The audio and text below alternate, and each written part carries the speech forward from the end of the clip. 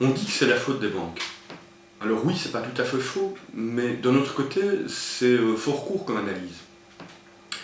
Depuis une vingtaine d'années, depuis le début des années 90, le secteur bancaire a connu une croissance absolument incroyable, en particulier en Belgique, pas uniquement, mais en particulier en Belgique. Et pendant tout ce temps-là, il n'y a jamais personne qui s'est plaint de cette croissance. Elle a, selon moi, trois raisons principales. La première, c'est la libéralisation des marchés des capitaux. Qu'est-ce que ça veut dire? Eh bien qu'il est possible, par exemple, pour un riche grec, encore aujourd'hui, s'il n'est pas content de la situation économique dans son pays, de transférer ses fonds, par exemple en Suisse ou en Angleterre. Deuxième raison, c'est une course folle à l'endettement. Endettement des États, également endettement des particuliers. Par exemple, les crédits subprimes sont un cas d'augmentation massive de l'endettement aux fins de soutenir l'activité économique.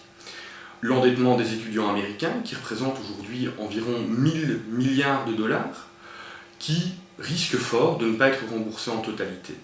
L'endettement des particuliers en Espagne, qui a contribué à alimenter la bulle immobilière dont les Espagnols n'ont pas fini de payer les conséquences. Troisième raison, c'est le recours aux activités sur produits dérivés. Alors c'est un peu technique à expliquer, et on ne va pas rentrer dans les détails, simplement deux choses à savoir à propos de ces activités.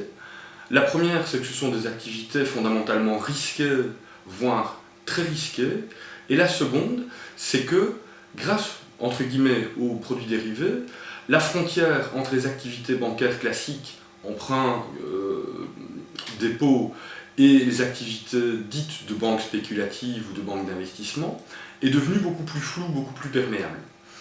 Et donc, ces trois changements, eh bien, ça a profondément changé le fonctionnement du secteur bancaire pour amener à la situation actuelle. Pour prendre un parallèle domestique, si je laisse de la viande sur la table de la cuisine et que mon chat la mange, ben on peut évidemment dire c'est de la faute du chat. D'un autre côté, le chat est conçu comme ça, il ne vole pas, il fonctionne comme ça. Donc si je ne veux pas commencer à pleurnicher parce que mon chat a mangé la viande, eh bien je dois prendre des mesures. En l'espèce, les pouvoirs publics, les autorités de contrôle, le pouvoir politique avaient la possibilité de prendre un certain nombre de décisions qui n'ont pas été prises et avaient la possibilité de structurer le marché bancaire autrement. Ça n'a pas été fait et on y reviendra demain dans une autre vidéo. Ce qu'il faut retenir, c'est qu'il y a un certain nombre de choix politiques qui ont été posés, que des choix politiques autres pourraient être posés si on s'informe et si on le décide vraiment.